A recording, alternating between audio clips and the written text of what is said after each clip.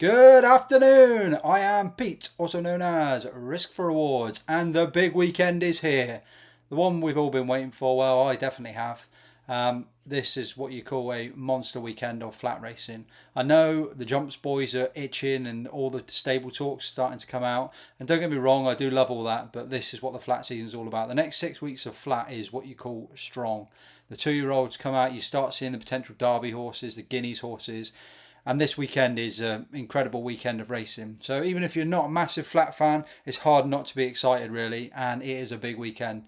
Firstly, thank you for everyone who liked the video, all the comments and stuff. I've replied to as many as, well, if people had asked me anything.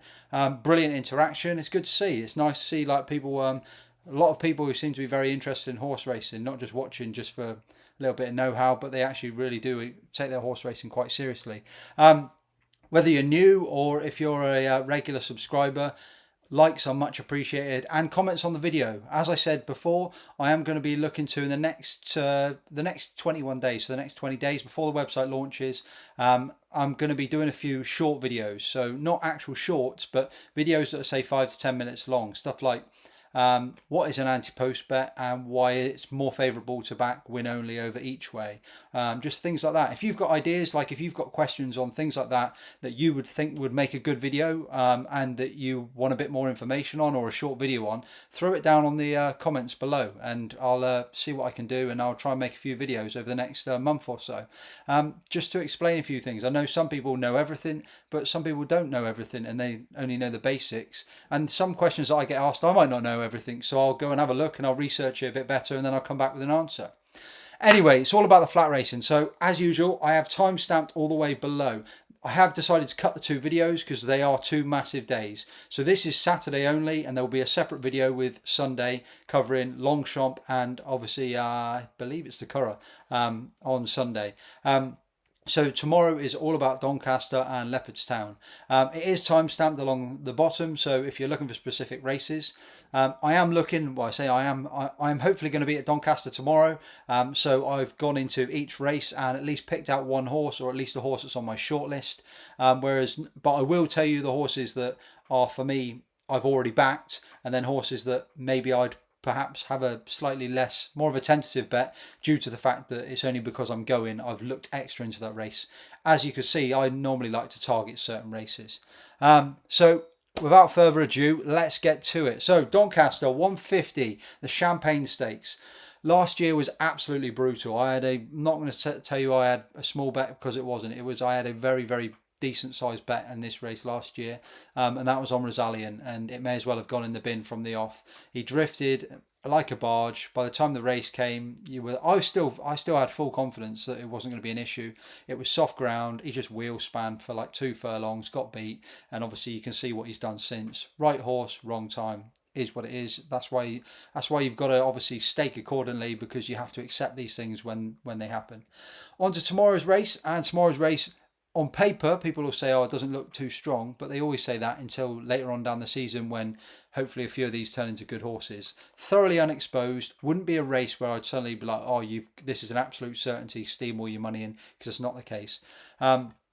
Aidan O'Brien has sent a few over throughout the day. He's got Monumental and he's got Aftermath. Aftermath went to Newbury, was sent off favourite despite being obviously an Aidan O'Brien newcomer. We know how much they come on for their run, and it'd be no surprise to see a much more improved horse here. But he was beaten when finishing second there, despite being sent off favourite. Arguably, Monumental's got the better form over the Aidan O'Brien too, but Waden Lawdens chose him. Bay City Roller, unexposed, 2 for 2. Wolf of Badenoch, absolutely zero ways of knocking this form, and arguably if I hadn't already played in the race, then maybe I'd be looking to have that horse on side with another because of the prices, but have already played in the race. Wolf of Badenoch, I think the form at Goodwood is strong behind Amori City, but the horse also did plenty wrong, which some will say, yeah, with obviously time and obviously coming on for the run, you'll see improvement, but was held up far out the back, came through with a late run under Jamie Spencer. I know everyone's expecting that naturally that horse is going to come along and then obviously travel better, be much further up and learn from all those things, but that's not guaranteed, which is why I went away from him. And also Jamie Spencer remains intact. Hugo Palmer did have 2 entries here, and he's decided to go with Wolf of Badenoch, which will be a pointer in itself. A win here would be a good pointer for Amori City, running in the National Stakes on Sunday, but a horse that likely will go close. The 2 for me, which when I put them both up, well, when I put the tweet up, they were both 4-1. They've been backed, and obviously we've lost a few runners because obviously they haven't declared. The first one is right there, right now. Not a horse that well, in my early days, it would be a horse I'd definitely pick because it was the sexy, unexposed, wow factor. When winning, absolutely bolting up at Newmarket. The race that he bolted up in very easily. The form behind has not amounted to much, but you couldn't not be visually impressed. Won by 5 lengths from Spirit of Summer there. RPR of 92. That is the second best, joint second best RPR in that race. The best RPR was set by Emotionless, who was £1 higher on 93. Emotionless then went on to win this race. So it's a good marker for this.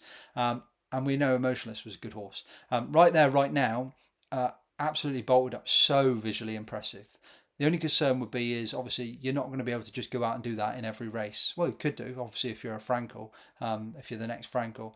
But this looks a perfect stepping stone. 7 furlongs over the trip. Newmarket and Doncaster are very, very different tracks. You're not getting that undulating sharp dip at the end at Doncaster. It's a stiff test. It will be stamina. Right there, right now, will have to come off the bridle more than likely, which is what we didn't see before, but visually so impressive. Still sat there around 4-1, and originally my strong selection was Chancellor. Right there, right now was my second selection, but because Right There, Right Now is still 4-1, I've leveled them both up. So they're both at 4-1. I've played them both like a split stake. So if they both win, if either wins, I win the same amount of money. Obviously, if you're looking for just one selection for me, it would be Chancellor. But now the prices have gone on it, then it just, yeah, it's just so hard to explain when obviously the prices move. Because Chancellor's now sat at 7-4. So Chancellor's form is, well, Chancellor is one of the more exposed runners in the race, but has strong form to boot. Chancellor was just as impressive as Right There, Right Now on debut, but in a very different way. Came through, got pushed on the bridle, and went away really well, and won very impressively. Sent off short price to beat Al Qudra and New Century. And Rab Havlin just, I don't want to start slagging jockeys, but he would know that he just got the horse into the wrong position. It was a 5-runner affair across the Ascot track. That Ascot track runs 20, 30 runner handicaps. How on earth you get pocketed in a 5-runner horse race, I do not know. But found himself, when they were quickening, was in the wrong place. And I'm not saying the horse would have won, but because of the way the horse had won on debut, where it needed nice time, it's a horse that lengthens with his stride, turn a foot and then lengthens and goes away. Just never really got going. Beaten 3 1/4 lengths by Al Qudra and New Century. New Century's won since, so the form's been bolstered, and we know Al Qudra is one of Appleby's stronger 2-year-olds, likely to go to the Breeders' Cup. That form was strong. But what wasn't noted is it was put up on Twitter. There was videos going around of prior to that run, Chancellor was messing around in the paddock, pretty much almost fell over, was very, very playful beforehand, and they still ran the horse. So there's nothing to say that, despite obviously there's plenty to forgive in that, the combination of being boxed in and also obviously those playful tactics. Next time out, 0 mistakes. So obviously 2 for 2 at Doncaster. Last time out was over this course and distance. Went from the front, 4-runner affair, was given a decent amount of weight when given £6 to Brave Mission, and went out in front and pushed away and just bolted up. And that's what I expected him to do at Ascot. So very impressive, improved on his RPRs, taking him to 97, which puts him just below Wolf of Badenoch, but ahead of the rest of the field. And I'd expect more of that. I'd expect more to be this horse to be either leading or prominent. I hope anyway. Obviously, I don't know with Rab Havlin. But Brave Mission bolted up since. And when I say bolted up, it wasn't the distance that he won, but he left himself plenty to do at Kempton, came around the outside and went one going away. And that horse ran to a mark. That horse is now rated 91, having ran to a 90. And he gave £6. So the fact that you're beating a 90 rated horse, giving it £6, you're probably looking at hopefully more potential improvement. I did back this for 2,000 guineas a long time ago after debut, so hopefully that ticket may be intact after this race, but we shall see. Regards trainers, past winners, this is quite well shared. Richard Hannon has a good record on it, but obviously he's got no runner. So in summary, I don't want to say if you were just having one bet, go Chancellor because the price is pretty short now, and I do think it will drift. I think you'll be getting more like 2-1 or bigger tomorrow because it's a competitive affair. But the two bets I have had at the same stake, same returns, is Chancellor and Right There Right Now, both at 4-1. So 225 onto the Portland Handicap. A rare handicap in the fact that it's 5.5 furlongs.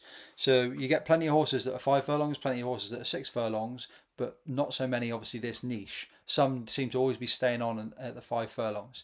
So the two that I've picked out here, the first one, I say the two, the main one that I've picked out here so far is Holcombe Bay. Holcombe Bay, if not going to York, I think would probably be sat around the, I don't know what price, 5 or 6-1 favourite.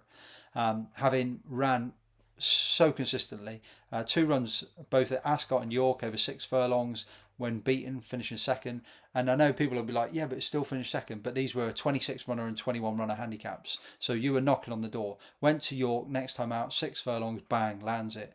And that was with slow progression. Normally when horses get put up 2 or 3, 4 pounds each race, they miss their gap to get the win. And this horse didn't. Then went to Ascot, beating Killian very easily, which I believe was in the Champions Day, and bolted up that day really. Went to York and was drawn on the wrong side of the track. Was right up against the rail on the wrong side of the track. We know how bad the draw bias was. If you remember back to Bradsell having the absolute gimme on one side of the track. If we go to the handicaps, it was exactly the same. Drawn the wrong side, rode the rail, had no run. In the end, given an easy time. The comments post-race was the horse ran flat. So that's even better. If they thought the horse ran flat and they're not just using... So it's the horse ran flat and also the fact that it was drawn the wrong side. So I just throw that run straight in the bin. So his last time out run was he ran to a 105 RPR off his current mark of 96. So if I go up to the favourite, Shagran's career best was last time out, 108 RPR. So that's £3 higher than Holcombe Bay. And he carries £3 higher. So I just think, obviously, he's twice the price. You're looking at 12-1. And yeah, okay, the York situation and stuff, but I'd just throw that in the bin. And I'd expect much better here. There's a few trainers that do have a good record in here, and one of which is Kevin Ryan, which makes his Bergerac interesting. The reason I was drawn to Bergerac was because obviously I was watching the race with Holcombe Bay, and who's next to him? Bergerac. Drawn on the wrong side. However, Bergerac ran an absolute blinder when finishing 2.5 lengths sixth. Dropped £1 for that run, and obviously was drawn the wrong side. One off a mark of 88, only comes here £2 higher. Trainer enjoys this race, has the blinkers on. I just think he's interesting at the prices. The other one that's interesting at the prices is Al Bashir. Again, nearly all of these are like 8-1, 10-1, so nice prices. Was staying on all the way to the line at Beverley over the 5 furlongs, given plenty to do and only getting beaten in the nose by Democracy Dilemma. This is a horse that clearly is going to enjoy this trip. My only concern here is that, well, it depends how you look at it. If you look over the last 10 runs, the last 10 run-ins, 8 of the last 10 have all been drawn high. So that was my concern with the combination of Al Bashir being a horse that's going to come from behind and being drawn low. I thought those were two negatives, so I haven't actually backed him yet. So the only one I've backed is Holcombe Bay. Bergerac's on my radar due to trainer and obviously being drawn the wrong side. He's drawn 14, so he's drawn on a nice run this time. I thought Born to Rock was of interest. Again, another one that was staying on, running a screamer in behind Brave Nation, but the draw is worrying down in 7. Again, if the draw plays bias. Obviously, we're going to get to see Doncaster all day today. The time's now 20-3, so I'm actually missing Doncaster. But you've got to specialise somewhere. So currently for me, Holcombe Bay is a bet I've played. I've played him each way. You probably get 5 or 6 places. And top of my list at the moment is Bergerac and Al Bashir, but I think Bergerac is the one I'll lean to. But because I'm going there tomorrow, I'll be able to see in the paddock and then go from there. On to 3 o'clock, so the Park Stakes. I've been through the stats, looked at it. There's many things you can obviously look at in a race. I think the stats, sometimes they throw up really strong ones, other times not so much. And there isn't a lot to go with here, apart from the fact that you know Kinross has got what it takes to win. Apologies. You know Kinross has got what it takes to win this race, having done so in the past. He won this in 2022.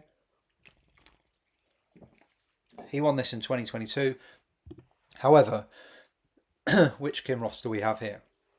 Do you have the Kinross of 2022, 2023? Any of those Kinrosses who's banging out form of 120, 119, 118. So consistent. He may not win every time, but he was finishing second, third. He was so strong. If that's the case, then his current 7 to 4 could be maybe 5 to 6, 10 to 11 on. However, if you price him up on his form this season of he's had 3 runs where he was fairly solid when beaten by Montasib. Obviously, that form looks better now. But his last 2 runs, he's ran to 103 and 105, and he's not got anywhere near. And when you look in behind, like he's got horses here, like Market Rival, Lead Artist, has ran to 113 RPR last time out, and Kinross has given him £4. So just if they just ran their last runs, Kinross would have to run to a 117. Kinross hasn't done that this season. He's not got anywhere near that. So in my view, if you're basing Kinross on what we've seen this year, then he should be closer to maybe a 3 to 1 shot. The other thing for Kinross as well is a quick flick through. These are generally small fields, so it is a slight bias. But the last 10 run-ins have all been drawn, horses have all been drawn stall 8 or lower, and he's drawn in stall 10, which is the widest draw of all. Again, I don't think that's going to be a great positive for him. I just think there's plenty to look to take him on with. When he's 13 to 8, 7 to 4, and there's loads I could have picked through here. The one I do like is Lead Artist. The old bred in the purple, Franco out of Debarwi. Comes here off the back of a good win at Goodwood. I'm not sure if it's tiring at the line or whether idling in front, but the rest kicked clear, was lengths clear, and close to the line they began to close up on him. The only blotting he's got in his coffee book was against Al Musmak on soft ground, when wasn't the greatest position, but had no excuses really there for me. Like I just thought he was beaten well, but last time out was much more what I think Connections expected. John and Thady Gosling, obviously they have had quite a slower season compared to normal, and I think he's the one to beat. He's the horse I put up last night at 4 to 1. He's currently around 3 to 1, but that is only because we've obviously lost Lake Forest from the race. So where I'd played him and then had a second bet as a cover, I've now obviously just got him in the race. The horse is of massive interest, and a lot of good judges are putting him up. And he may well be a cover bet for me tomorrow at best odds guarantee. And when I say a cover bet, for those that don't understand, is say I was having, I don't know, £5 in a race, and Poet Master's sat there at 6 to 1. Then you can put whatever, like say I put £1 on Poet Master and £4 on Lead Artist. It just means that if Poet Master wins, I get my money back. Some people don't like doing it. Some people just want it all on the win, and I totally get that. But if you see one horse that's a significant danger compared to the others, then to me it's a no-brainer that if that horse wins, it's just as much about not losing your money as it is about winning your money. So that's my view on that. The thing with Poet Master is how you judge him. He seems to be a bit of an all or nothing horse. Like he's got his form figures: a winner, then he came 8th of 13th, a winner, and then 5th of 6th, and then a winner. I mean, arguably his Haydock run, he was only beaten 4 3/4 lengths, and it was better level than what he'd ran in previously. But the problem is how you judge his last run over in Ireland. In Ireland, he travelled into the race and absolutely bolted up. My concern with the race was I thought at the time Mountain Bear was a really weak favourite. So I was looking for 2 horses to back into the race to try and take him on. And there was 3 that went off around 4 to 1. But the horses he beat, Lord Masusis and Mustaref, they're not like fantastic horses in context of this, because he has to give away £7. So his RPRs prior to that, his career best was 111, so 111, which the likes of Lead Artist and Al Shabab Storm have already ran to a higher level than that. It's if you judge his current form last time out to the 120 RPR, then his him given £7 shouldn't actually be a problem. However, I'm somewhere in between, which is why Lead Artist at the moment is my main selection. £7 is a lot of weight to be given to some of these other promising horses. It means that in simple context, if they both ran their races last time out, Lead Artist and Poet Master, they'd be bang on top of each other, 120 to 113. But if Lead Artist shows any amount of improvement or Poet Master shows any dip in that form, then Lead Artist would be ahead of him. And that's without the fact that Lead Artist will probably or hopefully will improve for the drop back to 7 furlongs. So that's why I've gone that way currently. Al Shabab Storm is interesting, but I just thought a horse running at Chester and stuff like that, yeah, it's impressive. It's good. It's good solid form, especially the form beaten Briege. But it wasn't form that other horses couldn't improve past. The Baden run, obviously interesting last time out. That's a brilliant bit of positioning by Andrew Balding. Should have been a ring, ticks lots of boxes for the stats, but has been on the go for a long time, and I just think the form is beginning to dip off for me. So for me, lead artist, main bet. Kinross I'm looking to take on. If he wins, he wins, but how can you back a horse at 13 to 8, 7 to 4 who is just so out of form currently? Perkmaster might be a saver on the day. On to the big ones. So for those that are looking for the stats for the blocks, this is the 1540, the Doncaster St Leger, a race I've been talking about for months. The main angles into the race have been I wanted to dip into this race because Los Angeles had been the favourite for such a long time, because I was very strong that Los Angeles would go somewhere else. Aidan O'Brien had been saying it for plenty of races. After each one, as soon as he won the Irish Derby, he was too quick, he was too good for the St Leger. He had other types for it, but the books just didn't read that. He was still the 5 to 2, 3 to 1, and even when the market this week, he was 3 to 1 and 4 to 1 in places after confirmations. He is not here, and that's led us to have a beautiful book regards the Aidan O'Brien pair, the Aidan O'Brien 3. So I'm going to run through the whole field because I know this will be a big race to many. Wild Waves just would not be on my radar whatsoever. If he wins, I'll take it on the chin, accepted. The other 6. So Dear Mile, I thought had the profile of a horse very much so for this sort of thing coming into it. Step up a trip, and this would be right up his street. Finishing behind City of Troy. The difference was though, like I know a lot of people say 4. He was only beaten 7.5 lengths, and he finished in 4th, which was strong form, obviously in an Epsom Derby. My concern for him was he was ridden along for some time in that race, and yet okay, this is a big, obviously it's a step up in trip, so they'll be going a slower pace.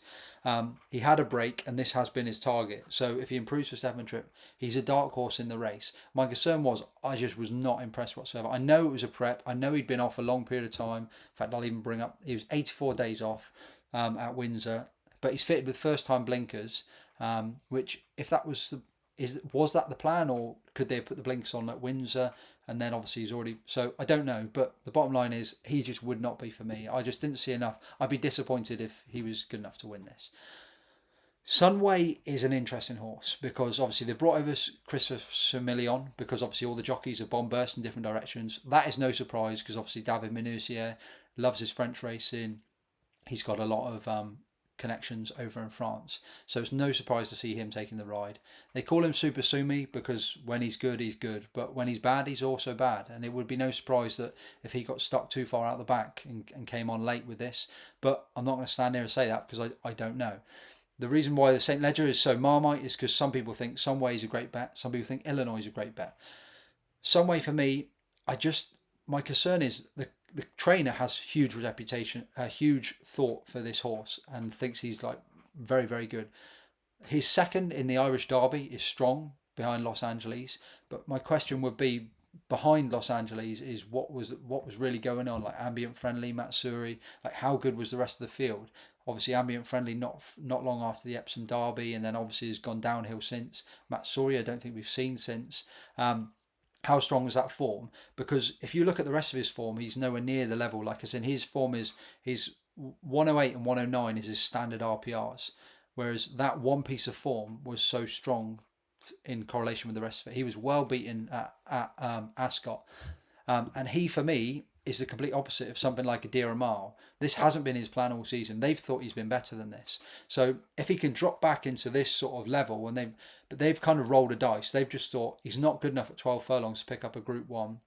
Maybe if we step him up in trip, then obviously maybe he'll be able to pick up a weaker race against some. He's got the breeding for it, but for me, I don't really see it. Would I be surprised if he won? No, I wouldn't, because obviously he's unexposed going over the higher trip, but he's a horse that, despite his trip over 9 furlongs, 10 furlongs, 12 furlongs, Group 1s, Group 3s, all sorts, he has found a way to get himself beat. He's ran very, very well, but he's not won.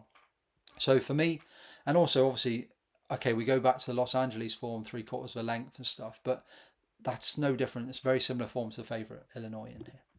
So next up, we've got You Got To Me, supplemented this week. So a lot of people will be saying, well, you wouldn't pay 50 grand to put a horse in the race unless you thought he was going to win.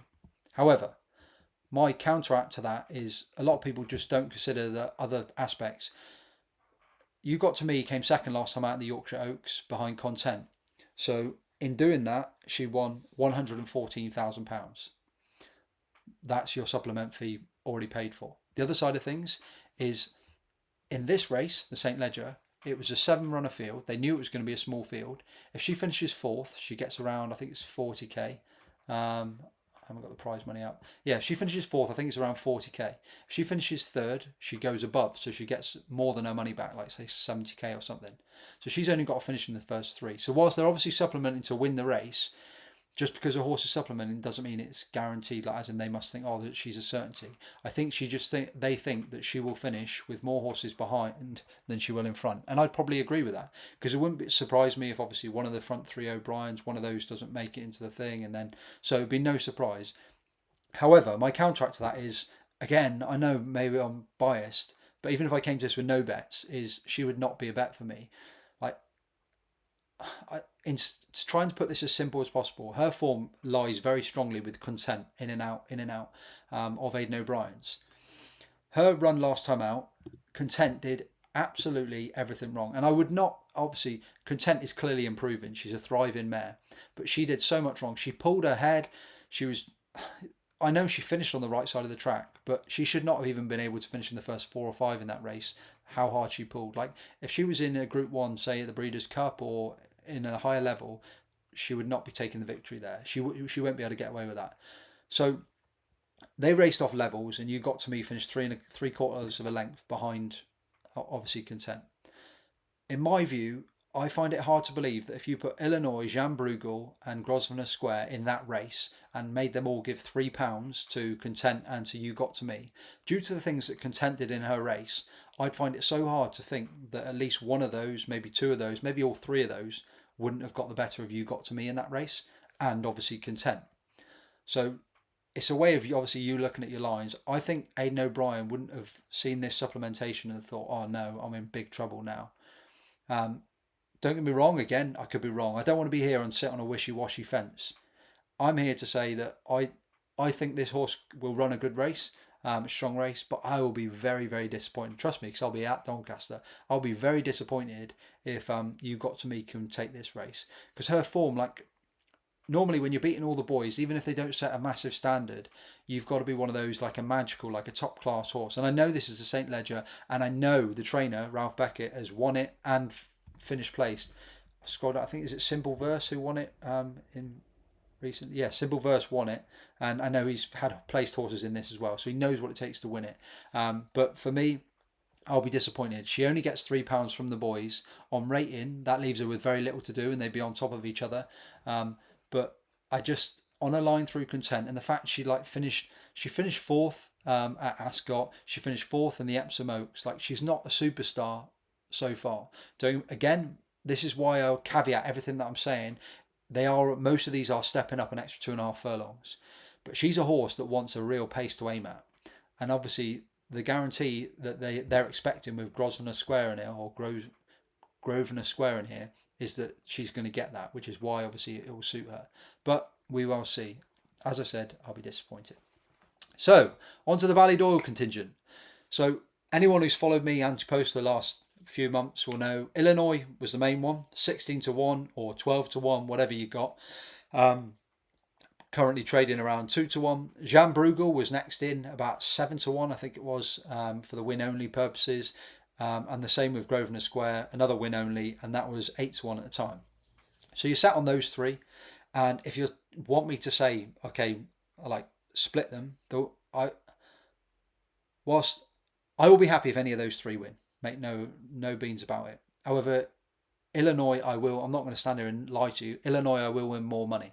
So say if I'm winning, I don't know, say I win 1.5 points return if Jean Bruegel or Grosvenor Square win, I will win 2.5 points if Illinois wins. That's the way I was saying. So it's basically a point extra.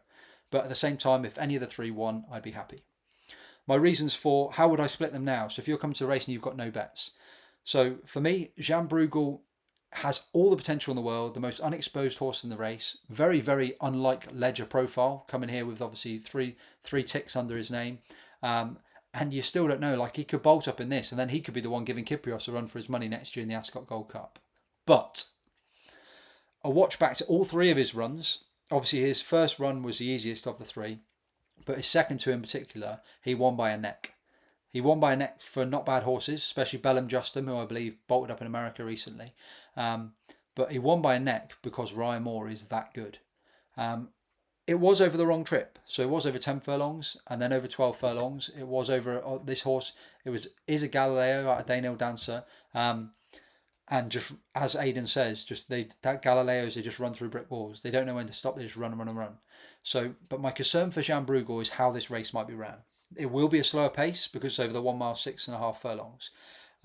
However, if Grosvenor Square does go off and get the race really going, I worry about his pace to keep up in the lat stages, around the I don't know, the 12, maybe the 10 furlong sort of point, when they turn in and they start kicking and he's got to try and make ground, because he's a horse that will find for pressure on what we've seen. At the same time, these are all very unexposed. This was 6 weeks ago as his last run. There's nothing to say that he won't travel better into the race than he has done in the past. If he comes there and he's still there and he's on the bridle like 1 or 2 furlongs out, he's going to find so much for pressure, and it'd be no surprise to see him getting the job done. So he's still a huge threat. Grosvenor Square, you can say exactly what you like to me. Like for me personally, I'm always keen to take on these front runners that go off, and I'm just like, that's an absolute fluke. However, when they do it twice, you then have to start taking note.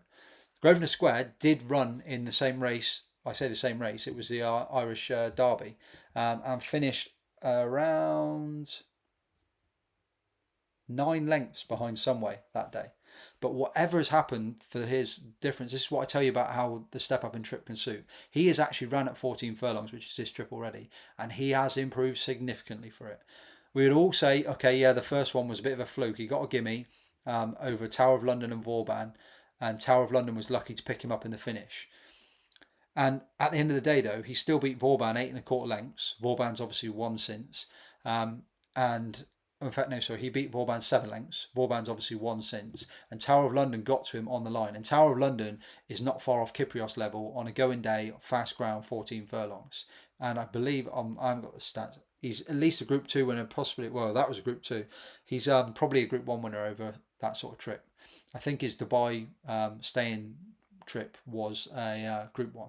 So that is top level form. I know he was getting the weight, but that's just for context. So, and obviously Vauban's won since. We then go across to the Irish St Leger last time out, ran over the same trip. So this trip, it's only half furlongs longer at Doncaster. And Absurd in fourth was beaten 31 lengths. So I know, obviously, as we all know, Absurd actually travelled really well into that race, and then was never going to get to him, and was just like, I'm not going to give you a hard time. And obviously Absurd again has won since. But there's something about the manner of the way he's winning, like as in, yeah, he's getting an easy lead, but he's not stopping. And the thing I really like is, whilst tomorrow is quite mad with jockeys going everywhere, Gavin Ryan is free and Gavin Ryan is back on board. And when you get quirky horses like Jean Bruegel and Grosvenor Square, and they take some knowing, the fact that he rode an absolute pearl when just beaten by Tower of London, he knows how to set these fractions. Yes, it's Doncaster, it'll be different, but Gavin Ryan will be studying this race inside out of how he's going to do, what he's going to do, and wait for the call from Aidan O'Brien. And I just think he's a huge player. And yeah, okay, we don't know how the race is going to go. Like, this could go, he could go off on his own, and a lot of them are going to keep a lot stronger tabs, so he may only have like a 2-length lead. But at the same time, the Ballydoyle may switch it up. They may think, do you know what? We've got to turn a foot. Like the likes of Illinois and Jan Bruegel, they may have, especially Illinois, may have more of a turn of foot than the likes of You Got To Me, who wants it ridden at a fast pace. Sunway also wants to come late. So what if they suddenly just put Grosvenor Square in front, but they change the fractions? You never know what they're going to do with such a talented organisation behind them. So it's all very well saying that. However, I just think Grosvenor Square, massive, massive player. And if you were saying to me, of one that's bigger prices, obviously I know it's only biggest price is 6-1 Ladbrokes, that would be my choice. On to the favourite, so Illinois. I just think he's I've even read it this week. If you could paint a St Leger horse, this is how you'd paint him. And I've got 0 knocks out. He's currently 2-1 now. I would think that you may get 2-1. He's probably going to have the big bet 365 super boost written all over him, maybe 5-2. Like, I would not be surprised to see 2-1, 5-2 on the day, because as I've said, this is quite a Marmite race. But he was in behind, like last year, he was right in behind Los Angeles, only a length beaten in Group 1s. So he's got Group 1 form. And he's another who's improved for the trip. They've almost known what they've got at home and they've been in no rush to step him up. He's 1 from 1 at this trip. He's proven at this trip. He won beating Highbury. He then ran behind Sozy, who is second favourite in the Arc, when 2 lengths beaten over 12 furlongs. That was on soft ground. And Aidan said he wouldn't have even liked soft.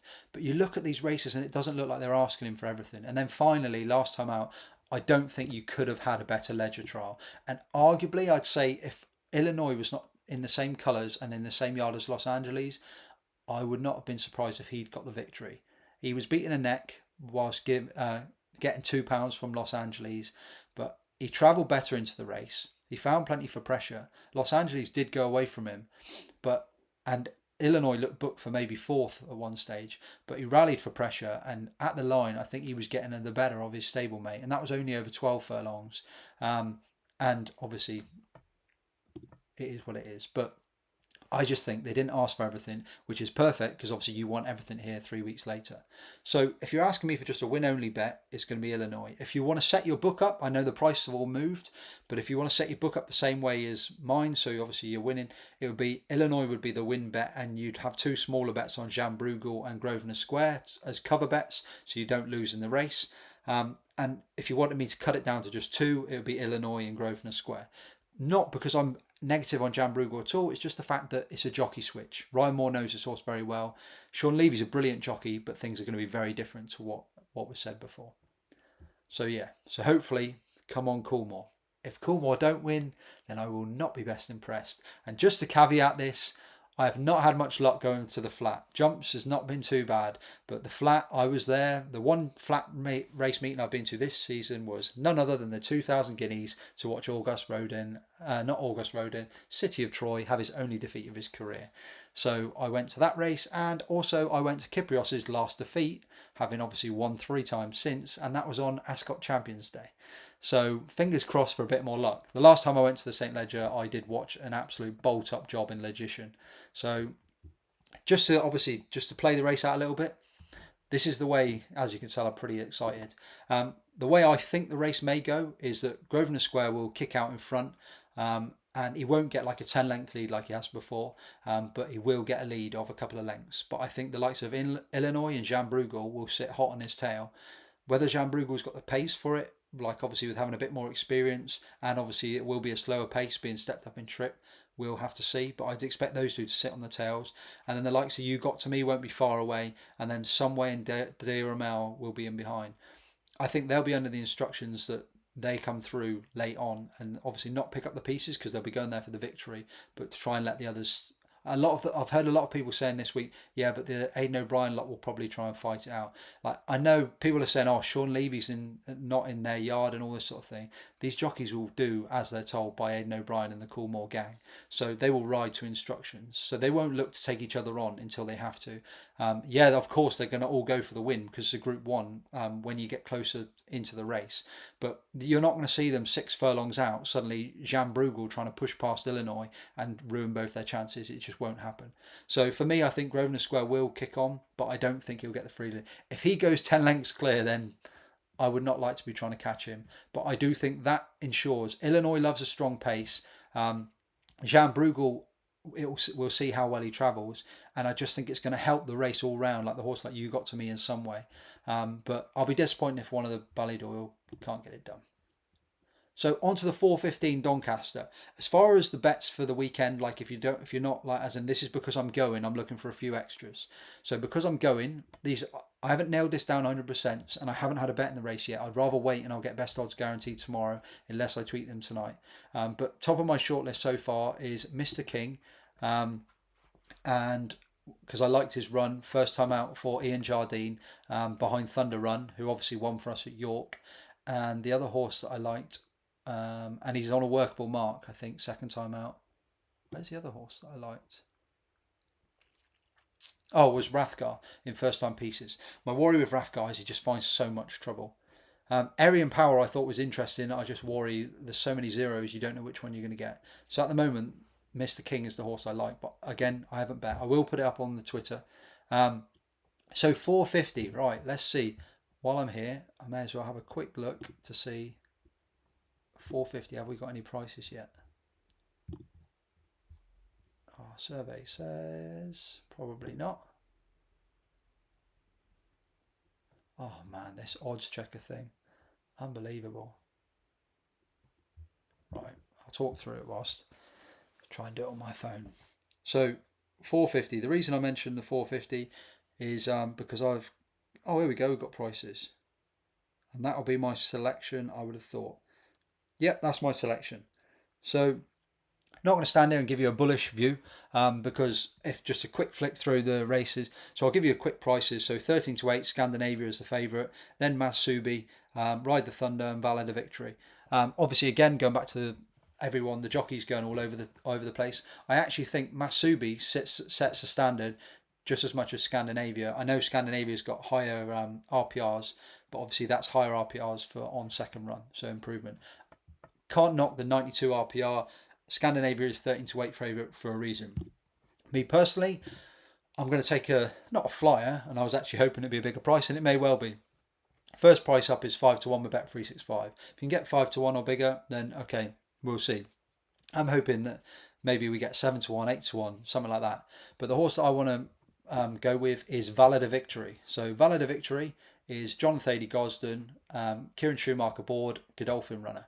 Second string in behind Matsubi, but at the same time, obviously, it's stable, so I'm not surprised to see it down as second string.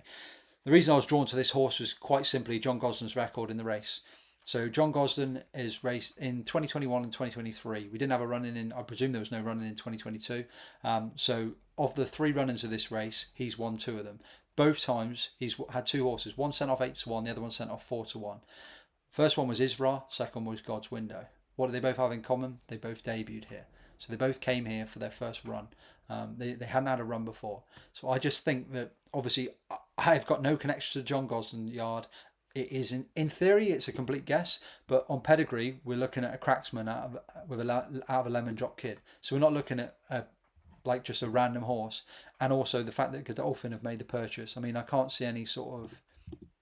Does it say how much the horse cost? 140,000 guineas. So it's not like we're just looking at a cheap purchase. Scandinavia sets a standard, but Valedictory, depending on price, I will see. So I haven't took a price. I'll wait to see what we get. I reckon we should be getting 7, 8, 9, 10 to 1, especially if they come from the Aidan O'Brien horse. It would be no surprise to see that horse bolt up. And if they get to a price, maybe I'll get to back both. But at the moment, 13 to 8 over, I think you'll get 7 or 8 to 1. The 5 to 1's probably a bit stingy so far. So, but yeah, Valedictory for me in the 450. And then finally onto the 525. And I'll bring up the prices again because it makes more sense because it's all about price, isn't it, at the end of the day? I think about 13 to 2. And that is Tolstoy. So again, I may back 2 in this race, but the one that I'm drawn to at the moment, having had a look through the race last night, is Tolstoy, currently around 13 to 2. And it's quite a simple case. This is obviously a handicap. I do like Mirsky with his form behind Thunder Run last time out when he bumped into a block, but Tolstoy has been, for a handicapper, has been a perennial winner. One blot on the copybook at Ascot under William Buick, but when I look back at that ride, was never really put in the race. Maybe the ground was too fast on good to firm over the mile. I read back through the quotes. Trainer said that he's basically the horse has been a little legend for him, and that they were going to try the mile, and then obviously it didn't go great first time out over the mile, but has since won at Newcastle over the mile, and now comes here over the mile. The big thing for me was with Tolstoy is normally when you win handicaps, you just start rising in the weights, especially if it's with big runners. But this horse won a 16 runner event, 17 runner event, 18 runner event, all 7 furlongs at York. So they are competitive handicaps. And a bit of maths, 16, 17, 33, 4, 35, 60, 50. I don't know off the top of my head. I think that's 50 horses. So he's beaten 47 horses. And in doing that, it went up from a mark of 74 to 86. So only went up £12, despite beating obviously that amount of horses. So very well disguised. And so went up from a mark after his final victory there, went to a mark of 81 up to 86. Beaten at Ascot under William Buick, but I don't think was given the hardest of ride. Then ran under Ben Robinson at Newcastle, came round the outside, almost like a last to first jobby. Gets up on the line, winning a neck 96. goes up from 86 to 91, so a £5 raise. So again, makes life tougher. However, Shea Farmer then jumps aboard, £7 claimer. Okay, who is Shea Farmer? Have they ridden this horse? Go back through, and Shea Farmer rode this horse at York, and gave, in my opinion, gave a brilliant ride where you were looking to not get beaten too far, but also get the win, and did that twice. So the jockey is 2 for 2 on this horse. And the big thing is, obviously, you're taking the £7 claim off. So you always question, is the claimer good enough for you, obviously, to still back the horse, even though you're getting £7 back? Well, this jockey's already rode twice, won on the horse twice. Yes, they're both at York, but we're not talking about, again, small fields. That was an 18 runner and a 16 runner affair. So the bottom line is the horse won off 86 under Ben Robinson, has now gone up £5. Shea Farmer comes back on, lose that £7. So now runs off a £2 lower mark than the last time this horse won off, with a jockey that's won on twice before. So, I mean, I could go through the rest of the race, and obviously, but I just couldn't find a case, like, as in that I liked as much as that.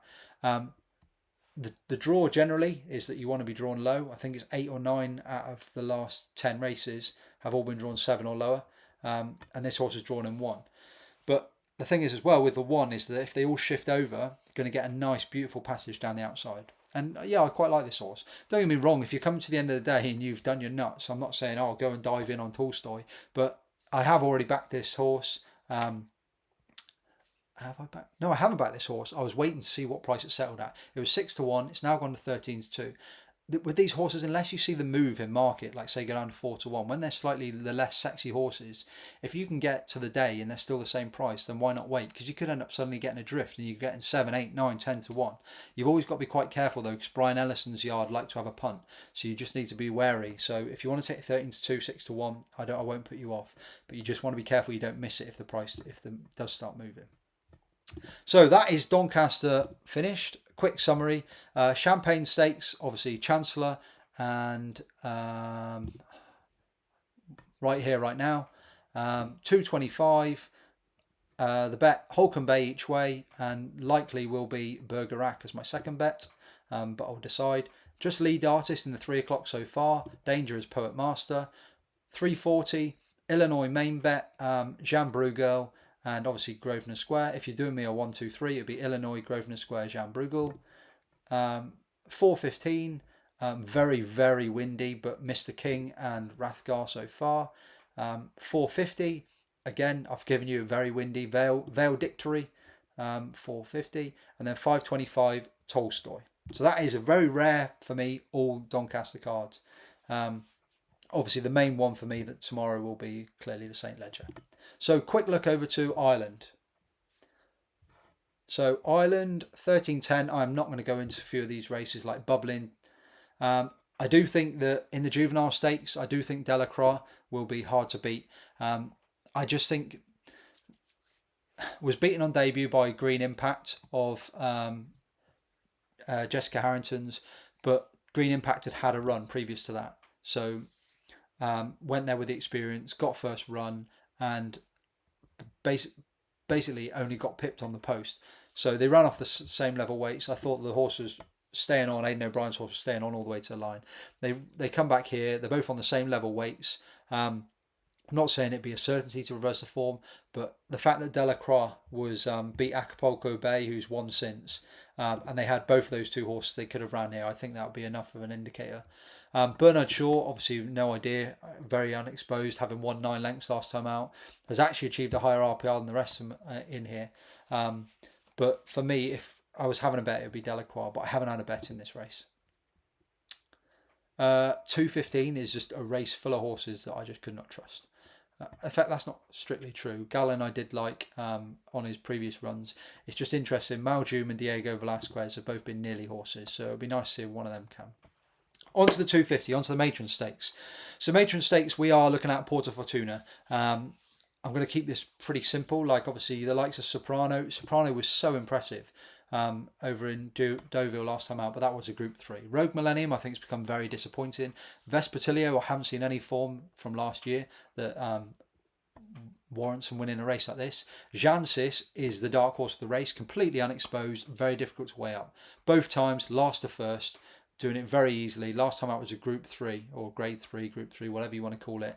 Did it very well. No idea how much is on the under the bonnet. Needs to find about £10, but considering she went from an 89 to a 108, which is obviously a £19 raise, there's nothing to say that she couldn't find that sort of level of improvement.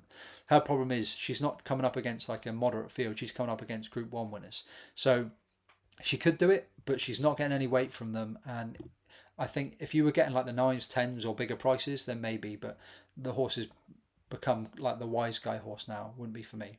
Ylang Ylang comes here off her layoff. So obviously she's coming here. She ran at Epsom, where she was found to have an issue post race, and she ran no race despite being sent off 11 to 8 favourite. She had 69-day break and then went to Leopardstown, where it was fairly obvious she was going to need the run, and despite being sent off 7 to 4, she should come on for that run. And she was, but the thing for me, she was 20 to 1 anti-post. David Jennings then turned around and said she is going to the race. She was still 20 to 1. I think if you wanted to back her, you had to back her at the 20 to 1. So for me, if she wins, I'll just take my poison that I didn't back her, take the 20s. Obviously, you could say now, oh, you should have had a saver. And yeah, you probably should have. But I don't want to back her at 9 to 2. When I look through the form, her best RPR is 110. And that was in the 1,000 guineas. But two things for me. One is that she's always looked like she'll appreciate a step up in trip until she was stepped up in trip. And then obviously she had an issue. But I don't know where I stand with her. And she's not a horse I could trust. And I just think there's horses in here. The front two are so solid. Fallen Angel obviously didn't run no race in the 1,000 guineas. She just was beaten quite comfortably in the 1,000 guineas. Outside of that, her form figures are 1, 2, 1, 1, 1. So she is incredibly consistent, improving each time. Last time out was a standard piece of form when she absolutely whomped them in the Irish 1,000 guineas. I did put her up that day, taking on obviously Opera Singer, but Opera Singer was coming back from a long layoff, and Aidan O'Brien basically said she has to run if she wants to make Ascot. So she ran there. She would have been undercooked, but Fallen Angel got the run of the race from the front and was very impressive. She's been purchased by Wathnan since. My concern for Fallen Angel is her price is brilliant at 3 to 1 based on what I've just said about the form. She's been beaten twice in her career. First one, after a 62 break, she finished second to Schwari. Next time, 238-day break, she finished 8th of 16 in Newmarket. So there's something about her that they can't get her 120% at home ready to go for these big races. I'm not saying that she won't be, but it's definitely a question mark for me. She's been off since the 26th of May. So we're looking at June, July, August, September. So the best part of 4 months. You don't do that if it's just, oh, we want a winter campaign. That may well be the case, but you have to think that maybe there's got to have been a little bit of an issue in behind. The fact she's been purchased by Wathnan says that they're obviously expecting big things in the winter. She's going to love the winter. She'll have a winter campaign because obviously she wants a bit of cut in the ground. But she's coming here now and the ground's good. It'll likely quicken up. There is a bit of rain forecast, so they likely won't water. So she's going to be on good or good to firm. And having seen obviously Porta Fortuna finish ahead of her in the 1,000 guineas, I'll be disappointed if she can't do that again. Porta Fortuna has become the most admirable, consistent mare in this race. Obviously, having beaten Pearls and Rubies last year, she was so unlucky. Went out in the Breeders' Cup in Santa Anita. She wasn't unlucky. She just got beat by a horse that absolutely fluked it on the day. The 1,000 guineas winner, Amalka, who is not in this race but has been sent off crazy prices because just shown no form since. It was just a complete fluke, which just shows you when they all come back after a long break, some are going to be a lot more wound up than others. But she was mega impressive at Ascot when beating Opera Singer, and that was the Opera Singer who had obviously ran to get fitness and time back under her belt against Fallen Angel. And she won as you would have expected last time out. I just think she's so hard to knock. Her RPR is 118, 116. Opera Singer ran to a 116 last time out. Fallen Angel ran to a 116 last time out. Fallen Angel is going to go from the front, but she's probably not going to get an easy lead with Magical Sunset in here, Mama's Girl. Jancis is obviously going to be ridden out the back. I don't know what they're going to do with Ylang Ylang. Probably going to ride her out the back as well. So I think Fallen Angel will go off in front and Porta Fortuna will sit on her tail. And I'll be disappointed if Porta Fortuna can't cruise into this race and go past her coming close by. Porta Fortuna is one of those. If I just bring up the specials, I would not put you off. Don't get me wrong, of course she could be beat tomorrow, but at the same time you take your money and take a chance. So if you don't like the short price of her, she's 8-1 to win tomorrow and to win the Breeders' Cup Mile. Like, I don't know what her price is to win the Breeders' Cup Mile without tomorrow. So like, it might be, I don't know, 5-1. But the fact that we now know in the Breeders' Cup Mile that Notable Speech has added another block to his copybook. Rosalian isn't going, and Charon's going to Ascot. So you're likely not going to get the best milers. You obviously Notable Speech will go, but I have my worries about him because he's not like Porta Fortuna. Well, one, he's not consistent, and two, he gets ridden out the back. He has got an electric turn of foot, probably the best of all the milers when it's going. But Del Mar is a dog track, a bit like Chester, and if you get stuck in a pocket or you're behind, doesn't matter how fast you are if you cannot get through those gaps. He is electric through the gaps, but he'll need to find them. So I would not put you off the 8-1 for her to win tomorrow and for that race, especially if you don't like the shorter prices ones. But she's the one for me. On to the Irish Champion Stakes. Apologies it's gone on so long, but it's so hard to try and condense it when there's such good racing. Irish Champion Stakes, so for me, I'm going to skip out the Japanese horse. I don't like him here. May like him for the Arc. We'll see how good he is. There's a lot of talk about him. Luxembourg, big price, could run into a place here. Won this race 2 years ago, second in this race last year. Likely going to get this race to suit. Ghostwriter, don't know what to think of him yet. Obviously, his City of Troy form, if you take that literally, then he should be bang in there. The interesting one, obviously, in the race, Los Angeles, I put up at 25-1 each way. If we get at least in the places, I don't know off the top of my head, that works out either 2-1 or 5-2. You're getting paid out on your bet just for the horse to place. So if we get a place, then we're already getting paid out better than what if you back Economics or August Rodin. And he is consistent compared to some of the others like August Rodin. He is consistent. So if others do bomb out in this race, then Los Angeles runs this race, he's a hard horse to pass.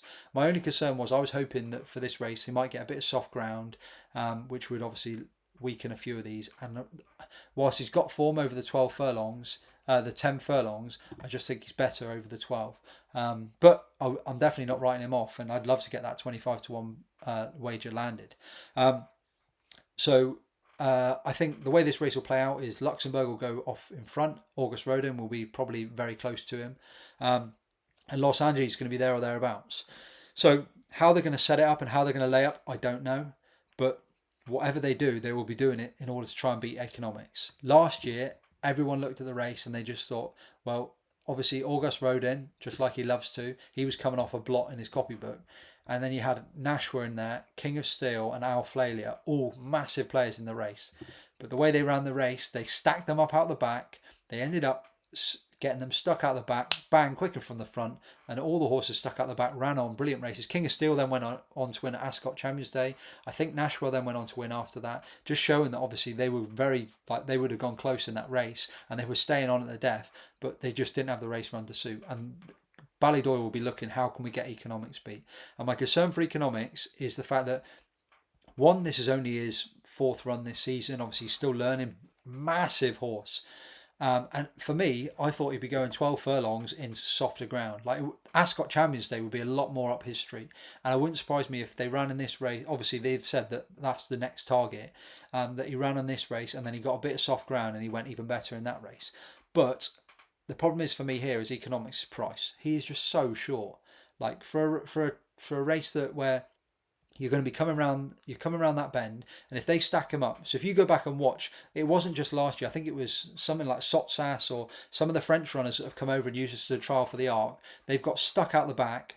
And they've really struggled to make up the ground when they've kicked out the front. And if that happens again and Economics out the back, you saw how well he got going when beating J. Reby, but he needed that extra ground and that extra time. And if he gets the same again for a big gross horse, I just worry about him getting that. He's not beating a J. Reby who's like a Group 2, Group 3 horse. He's going up against Group 1 horses. And if August Rodin bombs, Los Angeles will be there. If Los Angeles bombs, you've got Luxembourg. Like, none of these horses are gimmies. So he's going to have to be every bit as good as his 5-4 price. And the biggest thing with Economics is you're just going on what William Haggis has said. Like, on his form that you've seen so far, yeah, okay, on numbers, he's there or thereabouts. But there's nothing solid in what we've seen so far in his form. He beat Ancient Wisdom, who was a horse that I really don't rate, and it was a very weak Dante. But as you say, the superstars just beat what's put in front of them until they come up and then they become superstars. The big thing for him is he's getting £7 from August Rodin. So what I'd like to do is for him to get beat here, running on, staying on well, go out to 5 or 6 to 1, and then I can cover bet on him against Calandigan in the Ascot Champion Stakes. For anyone who didn't see my tweet today, obviously I put Calandigan up at 5 to 1, whether he took 5 to 1, 4 to 1, 3 to 1. His target apparently has been confirmed today on Nick Luck podcast that he is going to Ascot Champions Day, and he is the one to beat for me, regardless of economics going there or not. But economics will be a danger, and if he bolts up here, then obviously it's going to be hard to cover on him, because likely economics is then going to be something like a 6 to 4 shot, because obviously everything just goes on visuals and recency bias. So I'm hoping that he doesn't win tomorrow. Obviously my bet so far was Los Angeles each way. I wouldn't be backing him at 5 to 1 each way, because obviously all you're doing is getting your money back. I'd be looking to back one on the front two, and on the faster ground I'll go with my old boy August Rodin. I'll have a small bet on him to win. But as I've said, if you want to just stick with the Los Angeles bet, so be it. I have to take economics on just at the prices. If he's the next superstar, then obviously we'll see how we go. If he wins tomorrow, you can get him to win tomorrow and to win at Ascot, and that was the bet I was looking at taking as a cover bet against Calandigan. But I've had a look at it, and it's only 5 to 1. And 5 to 1, he's 3 to 1 to win at Ascot. That's the equivalent of you getting him 4 to 6 to win the Irish Champion Stakes. I think he will drift tomorrow, and he'll be more like 7 to 4 or bigger, because he was much bigger prices. So for me, it's going to be August Rodin, or just ride your Los Angeles big price each way, if not. So that is it. That is finally it. Apologies, I've gone on for an hour. I didn't want to go on for an hour. I was trying to keep it short, but it's such a big time for it. And now I'm about to do another video all on Sunday, probably for hopefully less than an hour. So that is it. In summary, obviously, Ireland's summary was Porta Fortuna and With Her All the Way. And also... obviously the each way on Los Angeles at big prices, and then if picking the front two, I think August Rodin will get the race run the suit. Just have to hope he actually runs his race. So that is it. Brilliant weekend of racing, and I'm about to do a video for Sunday, and that will also be uploaded today. So good luck whoever you're backing. If I was going for one, it'll be Illinois over in St Leger, and the next best would be Porta Fortuna. So good luck whoever you're backing.